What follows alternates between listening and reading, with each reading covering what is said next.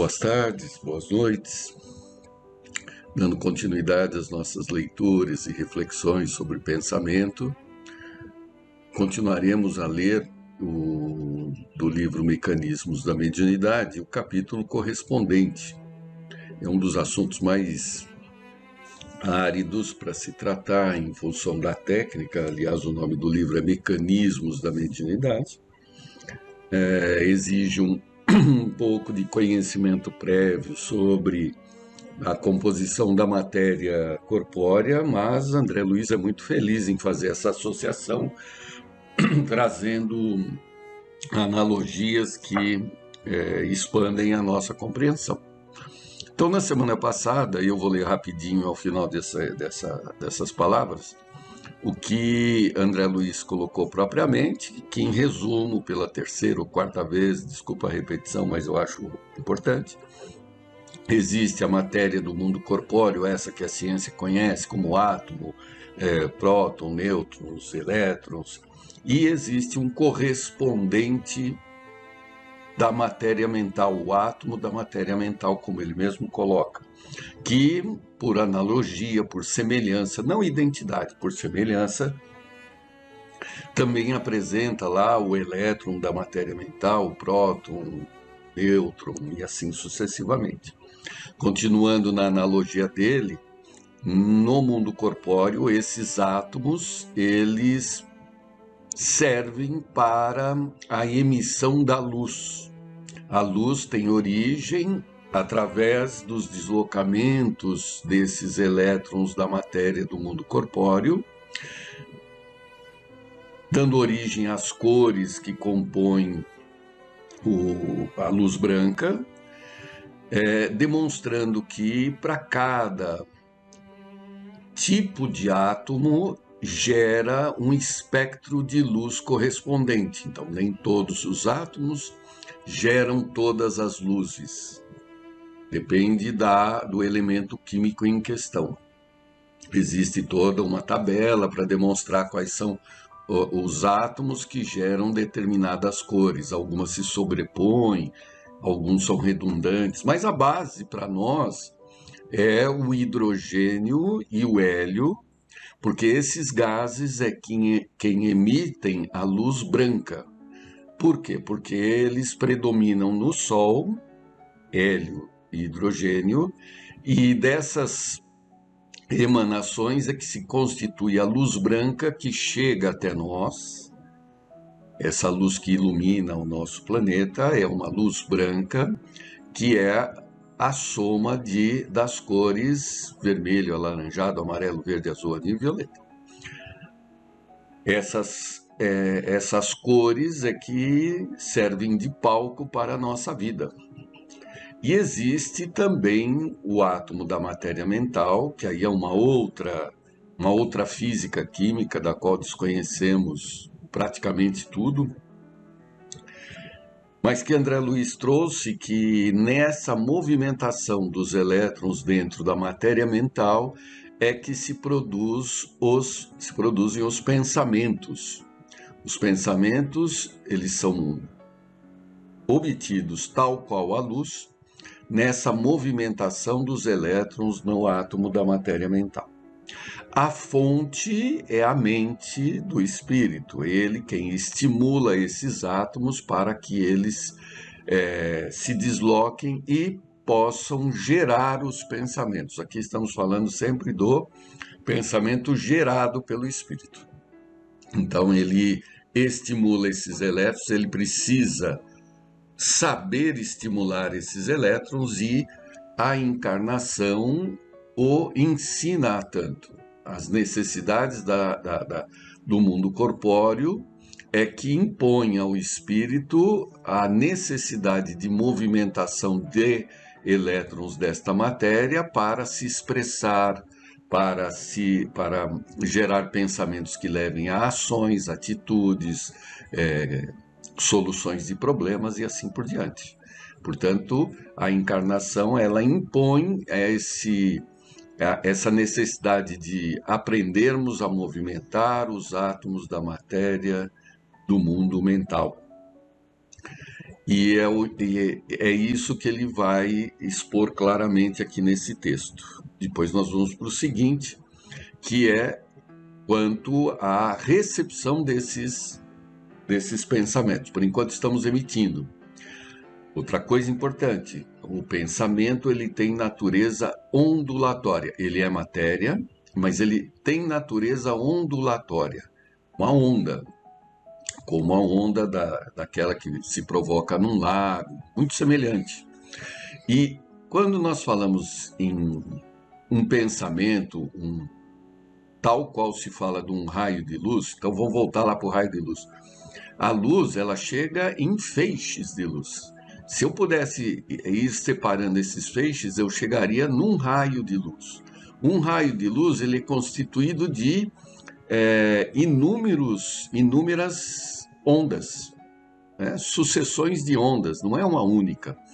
Então, nessa analogia, um pensamento, né, o pensamento como um todo, ele é constituído como um feixe, né? Ele é constituído de vários raios pensamentos. E raios pensamentos são constituídos de inúmeras ondas de pensamento. Então, pensamos numa casa, é um conjunto é um feixe de pensamentos. E esse feixe é dinâmico, ele vai se movimentando, porque a imaginação ela não é estática, ela não é parada, ela é dinâmica, ela vai se movimentando, nós pensamos em cor, em cheiro, em forma, em movimento, em pessoas. Então, é um processo muito complexo, muito profundo. Complexo não, porque ele é simples, né? Mas ele é muito profundo, ele é um conjunto enorme de variáveis, de pensamentos, onde cada um deles tem o seu tijolinho na construção de todo um edifício que é aquilo que você está pensando. Por isso que mudar pensamento é algo que tem uma resistência interna, uma resistência íntima, porque é mudar todo o conjunto, não basta um detalhe daquele conjunto. Se imaginarmos uma casa, se nós quisermos pensar algo diferente de uma casa, eu tenho que pensar o conjunto, não é só trocar a janela, a escada, a fachada. Então, quando temos pensamentos difíceis, mudar esses pensamentos envolve todo um esforço, remover uma montanha que é acompanhada de todo o conjunto de transformação. Por isso que exige a colaboração, podemos assim dizer, de uma boa leitura, acompanhada da prece, da pauta que se discute, do que nos chama atenção para impor uma mudança mais ampla. Do contrário, apenas mudamos fragmentos dessa nossa montanha. E aí, até no trabalho do bem, estamos envolvidos com boa vontade, mas ainda escorregamos sobre os nossos próprios destroços, porque não mudamos completamente. Mudamos só aquele ato, aquela atitude, aquele momento, mas continuamos com o pensamento complicado, ainda que esteja envolvido por um conjunto de coisas saudáveis. Por isso que tem que persistir, até que esse mundo altere, o mundo mental. Nós temos que mudar o nosso mundo mental. Cada um de nós somos conscientemente um mundo e a todas as encarnações associadas somos, cada um de nós, um próprio universo. Muito bem. Então, o que foi falado até agora é matéria mental e matéria física. Isso foi lido já umas 3, 4 vezes, não tem importância, vamos ler a 10ª. Em posição vulgar, acomodados às impressões comuns da criatura humana normal, os átomos mentais inteiros, regularmente excitados na esfera dos pensamentos, produzirão ondas muito longas ou de simples sustentação da individualidade, correspondendo à manutenção de calor. Se forem os elétrons mentais nas órbitas dos átomos da mesma natureza, a causa da agitação, em estados menos comuns da mente, quase quais seriam os de atenção ou de tensão pacífica, em virtude de reflexão ou oração natural, o campo dos pensamentos exprimir-se-á em ondas de comprimento médio ou de aquisição de experiência por parte da alma, correspondendo à produção de luz interior.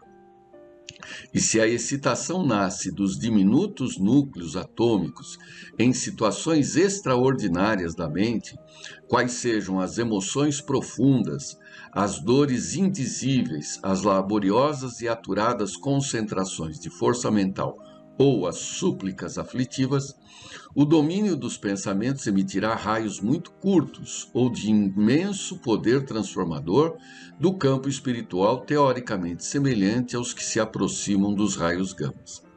Então, a novidade desse nosso discurso de hoje é que cada tipo de átomo permite a formação de um tipo de pensamento, de luz. Nem todos os átomos produzem todas as cores.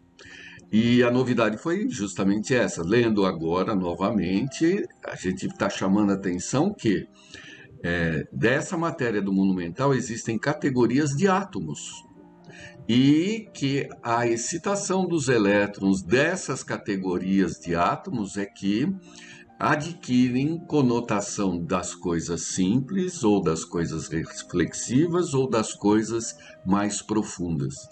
Então, nós como espíritos temos que aprender a selecionar ou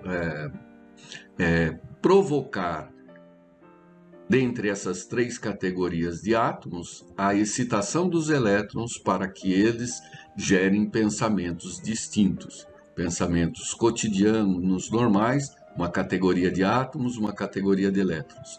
Átomos intermediários de outro elemento químico mental, eles permitem pensamentos de ondas menos longas, referentes às reflexões, experiências, né? Quando se atua em átomos mais específicos, mais de difícil acesso, a movimentação dos elétrons, ela gera pensamentos oriundos das situações aflitivas, das preces fervorosas, enfim, desse conjunto. Ele até coloca aqui, né, concentrações de força mental, dores indizíveis, emoções profundas. É um aprendizado do espírito, né? Por isso que os espíritos, cada um, na sua própria experiência, adquiriu condições, pela sua existência, de atuar nessas categorias de elementos atômicos mentais. Por isso que não é homogêneo o pensamento entre as pessoas, tampouco o sentimento entre elas, porque cada um atua numa categoria. Certo que todos atuarão em todas as categorias. Esse é o pensamento que geramos. Esse é o pensamento que nós provocamos. E agora vamos para a indução. O que é a indução? A influência de um pensamento externo. Então, ainda fechando esse parágrafo, assim, considerando a matéria mental, embora em aspectos fundamentais diversos, obedece a princípios idênticos àqueles que regem as associações atômicas na esfera física, demonstrando a divina unidade de plano do universo. Indução mental. Também é um pouco árido o texto, mas estamos aí para isso. Recorrendo ao campo de Einstein, imaginemos a mente humana no lugar da chama em atividade. Então, o que é campo de Einstein? A ideia de campo é influência à distância. Tá? Um corpo, ele provoca força no outro por contato ou a distância. A distância é chamada, essa influência em torno é chamado de campo. Existem forças de contato, como exemplo, atrito, resistência do ar, quando dois corpos se encontram, se tocam, isso são forças de contato. Um corpo provoca força no outro e vice-versa, ação e reação.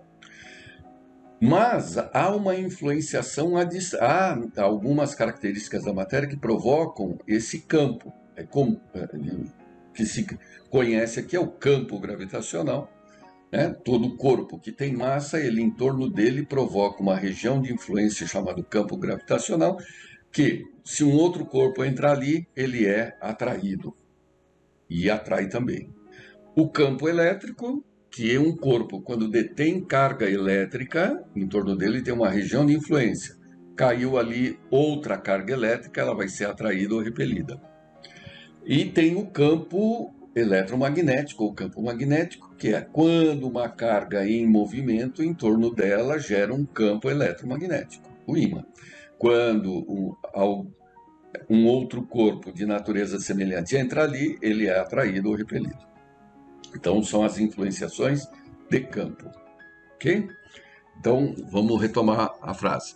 Recorrendo ao campo de Einstein, imaginemos a mente humana no lugar da chama em atividade. Olha que legal. A nossa mente é aquele bulbo, né? Lembra da lâmpada incandescente, né? O filamento lá, né? E em torno dele, ele gera um campo, né? É um campo de influenciação daquele espírito. Ok? Assim como a intensidade de influência da chama diminui com a distância do núcleo de energias em combustão, demonstrando fração cada vez menor, sem nunca atingir a zero, a corrente mental se espraia segundo o mesmo princípio, não obstante as diferenças de condições. Beleza, então olha só. Vamos pegar a analogia aqui de um planeta. Não precisa ser planeta, pode ser um pedaço de pão, pode ser o mouse, pode ser qualquer corpo que tenha qualquer corpo, porque todo corpo tem massa. O fato dele ter massa, ele tem um campo. Fica claro isso num planeta, porque a massa é muito grande. Então, nós enxergamos essa influência. Por quê? Se eu pego um corpo desse perto da crosta da Terra e solto, ele é atraído. Ele é atraído porque, por causa da força da gravidade, por causa do peso, são sinônimos. Força de gravidade e peso é a mesma coisa, banalmente falando. Então, o que é esse peso? O que é essa força gravitacional? Que se tem um corpo dentro de um campo de outro corpo que tem massa. Só que, na medida que vai se afastando do planeta, desta massa, a influência vai diminuindo. Ela vai diminuindo, claro, né? Cada vez mais distante, a influência é menor. Porém, a influência nunca é nula. O campo gravitacional, ele é de ação infinita. Pode ser lá nos confins do universo, a Terra exerce influência. Influência gravitacional, não entra com bobagem de horóscopo. Né? Vamos deixar bem pontuado. Os planetas, né, influenciam as coisas das pessoas. Não é bem assim. Né? Senão a gente volta alguns milênios na evolução do conhecimento. Né?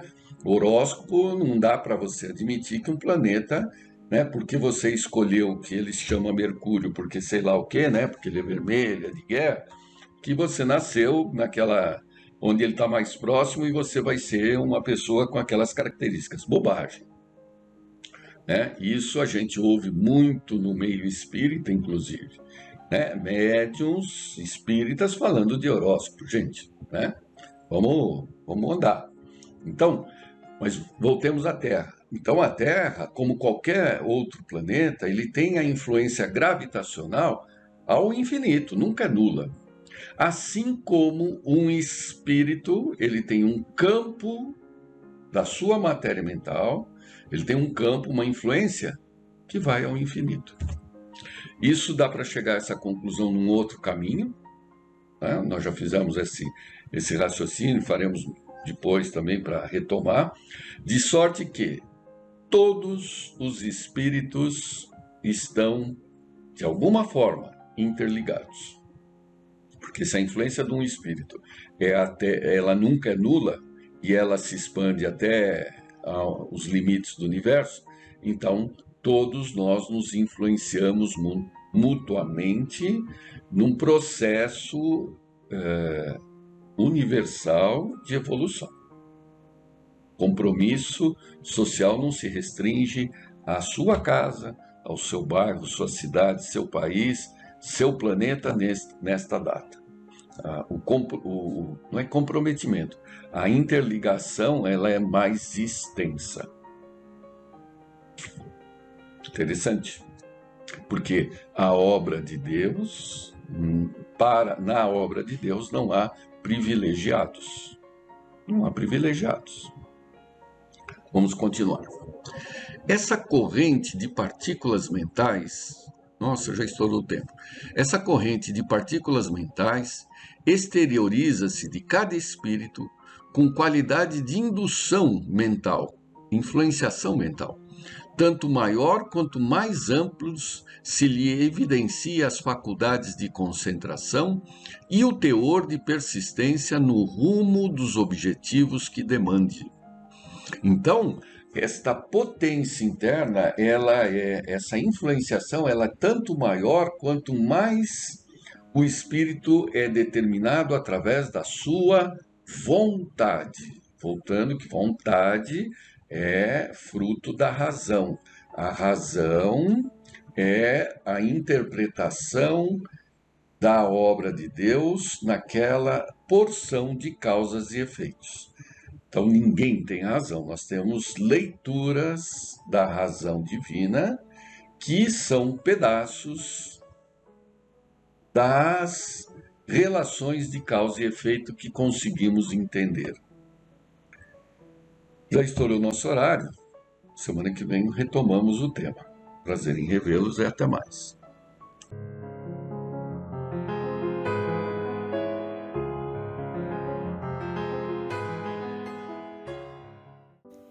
Que a paz de Jesus possa se fazer presente em cada coração. Vamos lá, amigos, dar continuidade ao estudo da doutrina espírita. Estamos falando a respeito da mediunidade e no último encontro do livro No Invisível de Leon Denis, vimos no capítulo 8 as leis da comunicação espírita. Fomos até o parágrafo 21. Dando continuidade, então, Leon Denis continua nos dizendo sobre essa questão. Abre aspas. Muitas pessoas se admiram e ficam hesitantes às primeiras dificuldades que encontram em suas tentativas de comunicar com os espíritos. E perguntam por que é tão rara, tão pouco concludente a intervenção destes e por que não está a humanidade inteira familiarizada com um fato de tal magnitude.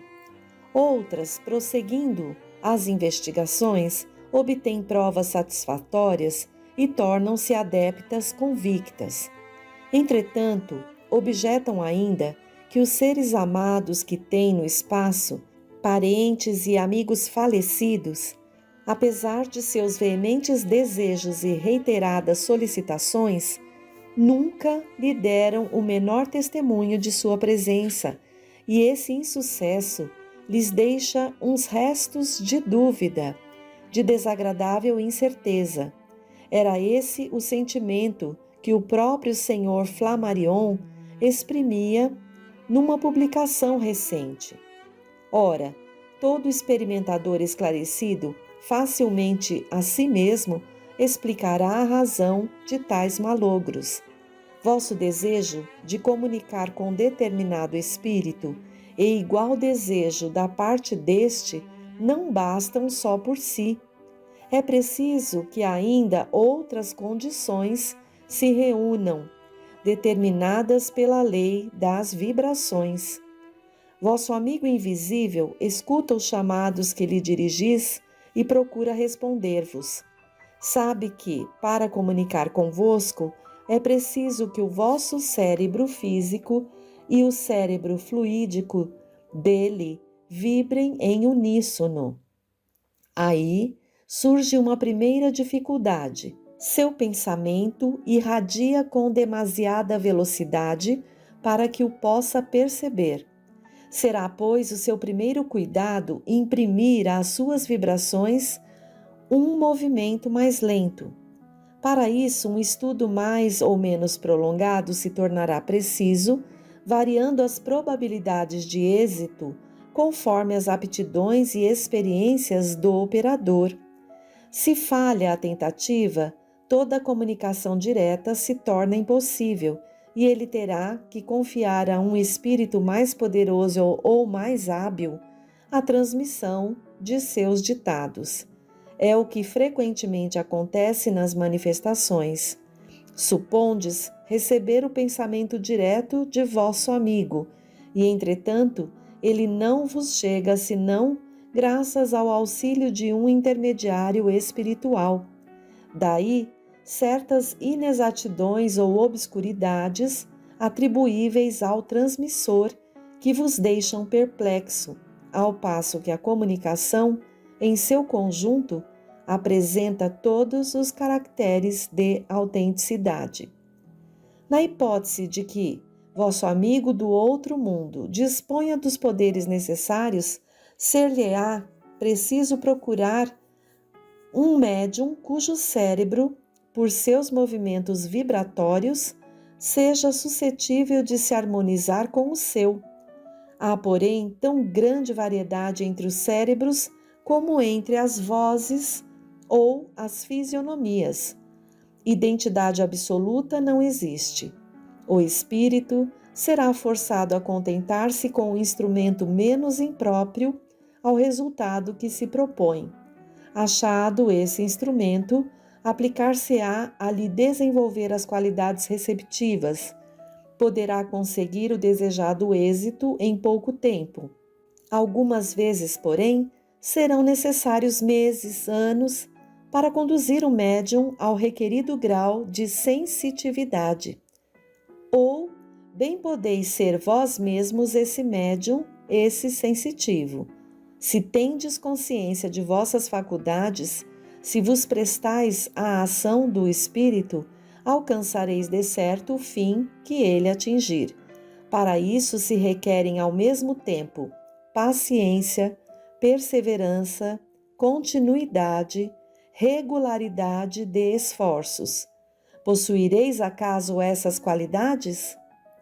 Vossa força de vontade será sempre igual e inquebrantável?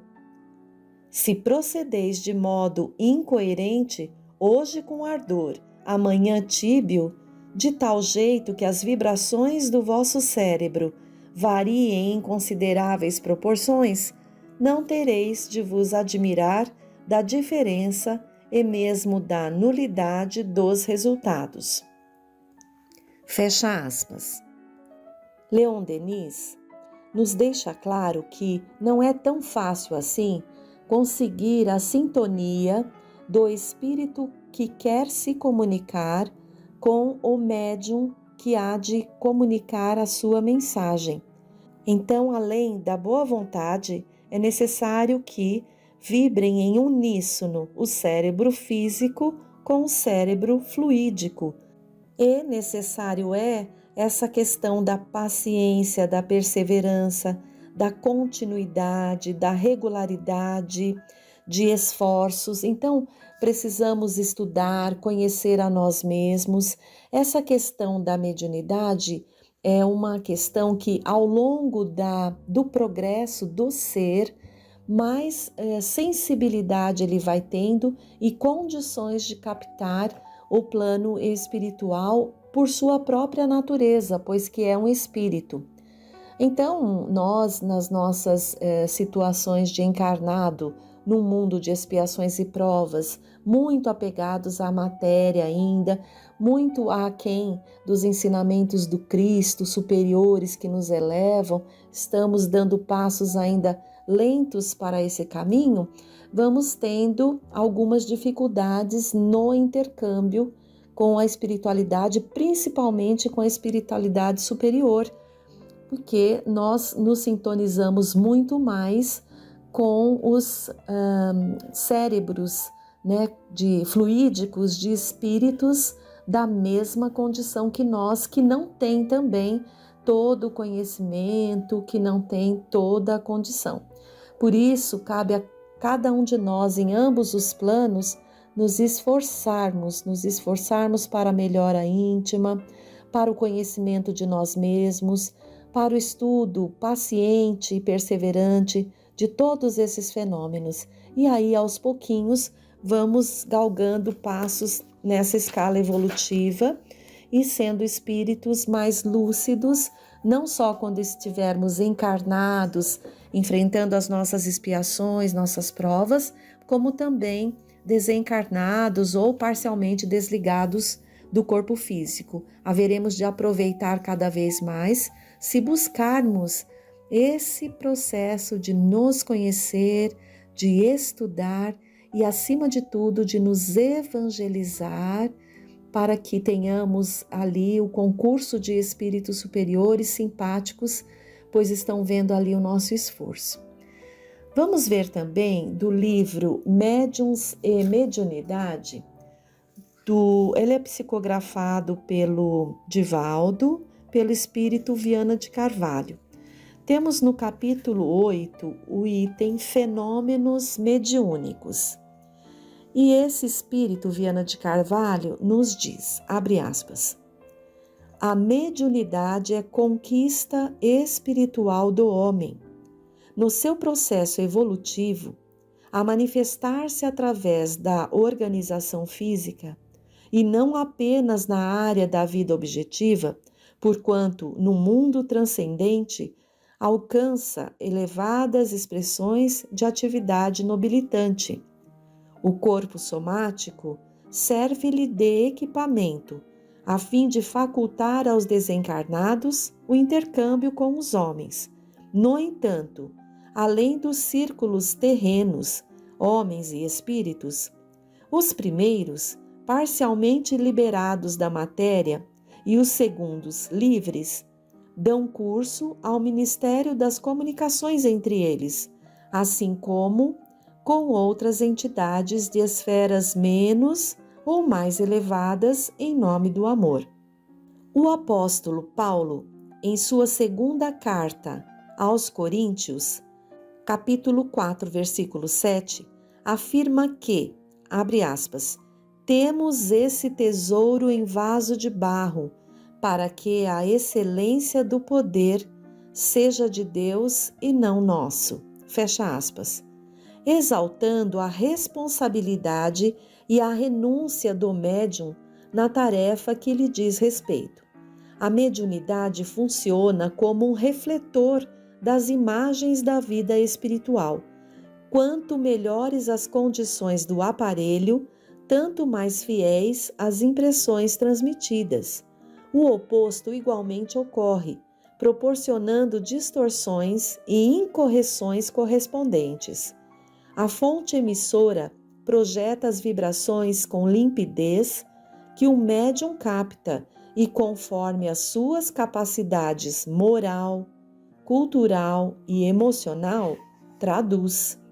O pensamento do comunicante é captado pelo médium através da lei de afinidade fluídica e passa por estágios diferentes. De início, a captação sensorial, na qual a mente registra a ideia e as sensações do espírito, passando-as pelo campo da memória, que fornece as palavras para vestir as informações e externá-las. Em seguida, o estágio mnésico, em que ao médium cumpre entender, em estado ou não de consciência de lucidez espiritual, o sentido da ideia captada, a fim de transmitir na fase intelectual com o próprio ou o vocabulário do agente desencarnado, escrevendo na psicografia ou falando psicofonia, com a clareza e fidelidade necessárias.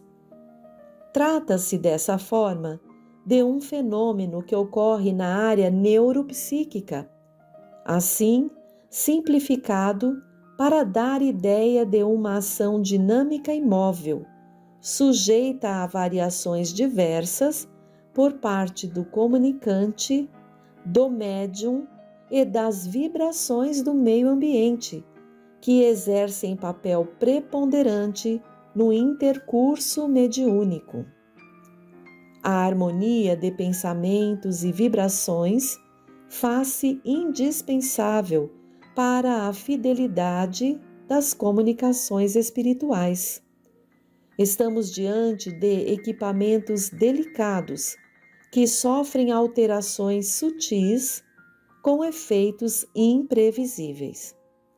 Nas divinas leis, facilidade é a etapa final de uma laboriosa engrenagem adrede acionada para acontecer no momento azado. As comunicações espirituais não são uma ocorrência fácil, como pode parecer ao observador descuidado, exceto nos casos obsessivos, em razão da predominância da mente perturbadora sobre a vencida, por efeito de sintonia natural e kármica entre os afins. Os fenômenos mediúnicos, qual ocorre com os demais, são regidos por leis severas que se não submetem aos caprichos ou às circunstâncias vigentes nos lugares onde se desejam obtê-los. À equipe mediúnica e ao instrumento cabem responsabilidades que devem ser cumpridas a favor do êxito que se pretenda. Por outro lado, a organização neuropsíquica do médium aciona amplos equipamentos que se devem ajustar, produzindo uma aura de harmonia, com efeito de vários fatores, assim favorecendo ao desencarnado os recursos para equilibrada comunicação. A glândula pineal, por exemplo, que responde pelos mecanismos da meditação e da reflexão, do pensamento e do discernimento, é altamente responsável pelas comunicações mediúnicas, em se considerando a sua função nos mais diferentes fenômenos psíquicos. Assim, pois, todo um contingente de recursos e valores se somam para que os fenômenos mediúnicos na Terra tenham lugar com elevação e critério, a benefício dos espíritos e dos homens. Fecha aspas. Vejam que incrível, a psicografia de Divaldo pelo espírito Viana de Carvalho vem nos esclarecer ainda mais a importância de buscarmos condições para estarmos em sintonia com os espíritos no trabalho da mediunidade, do intercâmbio entre o plano material e o plano espiritual. E é tão perfeito, né? Deus é tão perfeito na sua onisciência, onipotência, que nos faz capazes da mediunidade, porque ela é orgânica, como já temos estudado, e há essa glândula pineal, cujo objetivo é exatamente captar ou favorecer para que a gente capte o plano espiritual. É muito legal isso. Quanto mais buscarmos compreender isso, valorizarmos, respeitarmos o nosso corpo físico, buscarmos nos conhecer, nós encarnados, como essa tríade tão abençoada, e ali vamos cada vez mais fazer o que for melhor para a nossa evolução, utilizando isso também para assistência, o intercâmbio, para buscarmos ali novos amparos e informações, bem como a assistência a espíritos também necessitados, pois que numa sessão a mediunidade pode, se bem utilizada, servir ali de auxílio a um pronto-socorro. É como se fosse um pronto-socorro ali.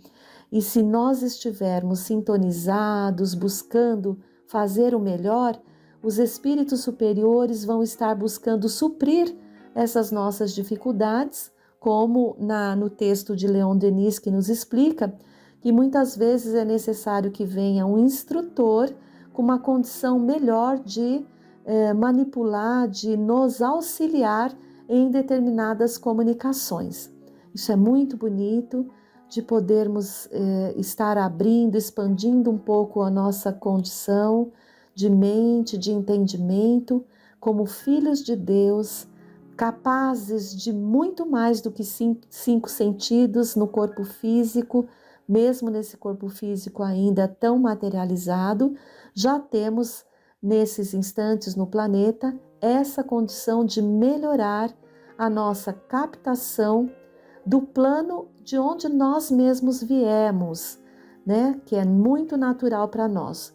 Somos espíritos, viemos do plano espiritual e a ele retornaremos após a nossa experiência na carne. Então, que possamos aproveitar bastante esses ensinamentos. Se não estamos ainda, busquemos os grupos de estudo na nossa casa e jamais esqueçamos que, além do estudo, que é muito importante, além e principalmente devemos buscar nos evangelizar.